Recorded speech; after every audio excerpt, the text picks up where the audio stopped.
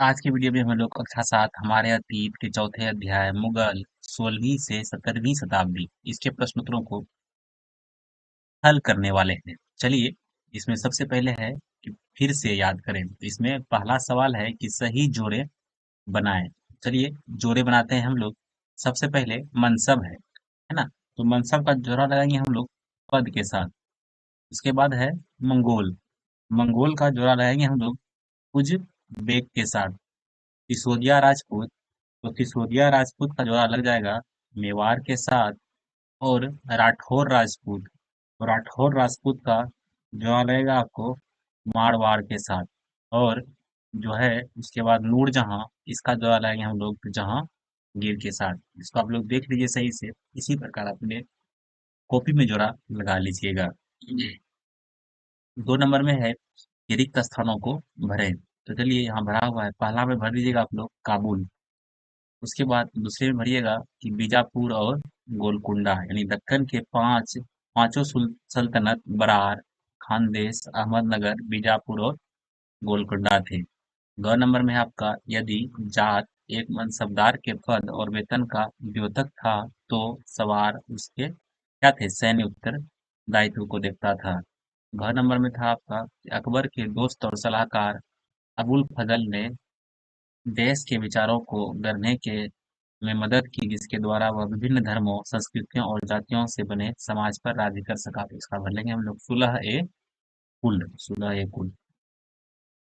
तीसरा प्रश्न है कि मुगल बादशाहों के अधीन आने वाले प्रांत कौन से थे? तो मुगल साम्राज्य के अधीन आने वाले प्रांत थे दिल्ली और आगरा। चौथा सवाल है कि मनसबदार और जागीर में क्या संबंध था?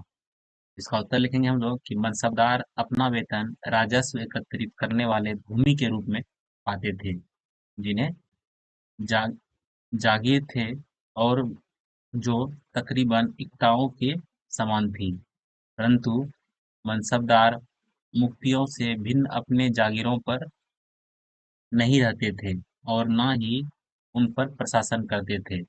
उनके पास अपनी जागीरों से केवल राजस्व एकत्रित करने का अधिकार था। यह राजस्व उनके नौकरों के लिए एकत्र करते थे, जबकि वे स्वयं देश के किसी अन्य भाग में सेवारत रहते थे। उसके बाद है आइए समझें। इसमें 5 नंबर है कि मुगल प्रशासन में जमींदार की क्या भूमिका थी, है ना? क्योंकि मुगल के समय जमींदारों की क्या भूमिका थी, तो इसका उत्तर लिखेंगे हम लोग। मुगल की आमदनी का प्रमुख साधन किसानों की उपज से मिलने वाला राजस्व था।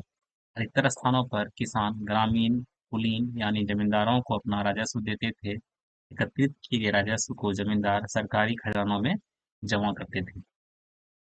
वीडियो में आगे जाने से पहले आप लोग जो है चैनल को सब्सक्राइब जरूर कर लीजिएगा, क्योंकि 7 क्लास के सभी विषयों का जो वीडियो है आपको इस चैनल पे मिल जाएगा, है ना?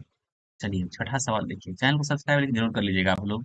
शासन प्रशासन संबंधी अकबर के विचारों के निर्माण में धार्मिक विद्वानों से होने वाली चर्चाएं कितने महत्वपूर्ण थी?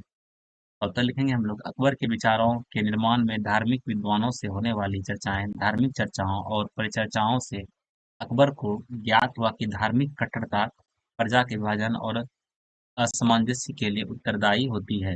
धार्मिक चर्चाओं के फलस्वरूप अकबर ने प्रशासन में सहिष्णुता की नीति अपनाया। इन चर्चाओं से प्रशासन की एक स्पष्ट सोच प्रदान की, जिसमें शांति और न्याय पर बल था, है ना? 7 नंबर प्रश्न है, मुगलों ने खुद को मंगोलों की अपेक्षा तैमूर का वंशज होना क्यों बल दिया, है ना? इसका उत्तर लिखेंगे कि मुगल दो महान शासक वंशों के वंशज थे। माता की ओर से मंगोल शासक चंगेज खान के वंशज थे मुगल, और पिता की ओर से वे ईरान और इराक एवं वर्तमान तुर्की के शासक तैमूर के वंशज थे। परंतु मुगल अपने को मंगोल या मुगल कहलवाना पसंद नहीं करते थे। ऐसा इसलिए था क्योंकि चंगेज खां से जुड़ी स्मृतियां सैकड़ों व्यक्तियों के नरसंहार से संबंधित थी। दूसरी तरफ मुगल तैमूर के वंशज होने पर गर्व अनुभव करते थे, क्योंकि उनके महान पूर्वज ने 1398 में दिल्ली पर कब्जा कर लिया था, इसीलिए उनको मतलब वो ऐसा मानते थे। पर आइए विचार करें।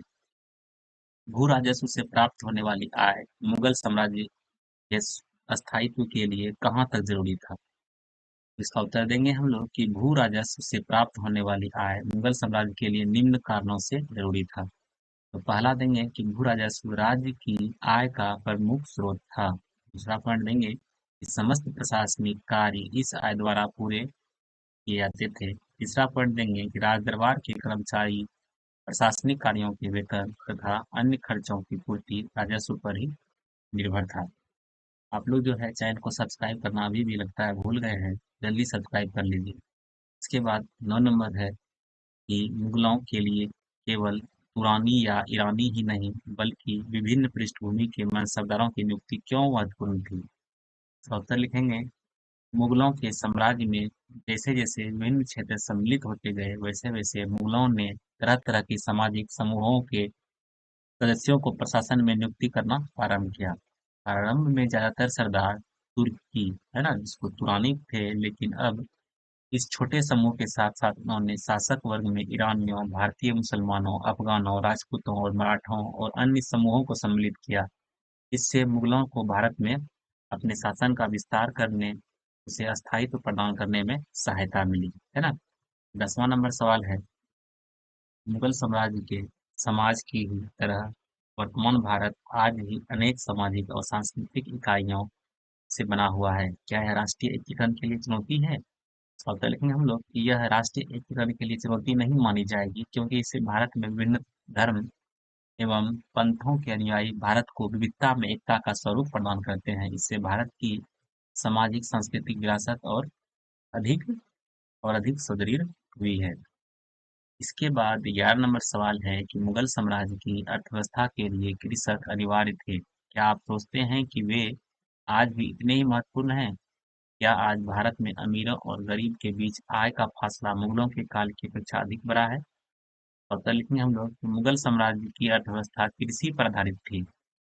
वर्तमान अर्थव्यवस्था भी कृषि पर आधारित है, लेकिन राष्ट्रीय आय जो है उसमें कृषि का योगदान धीरे धीरे घटता जा रहा है और दूसरे क्षेत्र जैसे उद्योग, संचार, सूचना प्रौद्योगिकी, यातायात, व्यापार, पर्यटन एवं अन्य सेवा क्षेत्र का योगदान बढ़ता जा रहा है। वर्तमान में अमीर और गरीब के बीच का अंतर मुगल साम्राज्य की तुलना में काफी बढ़ गया है ना।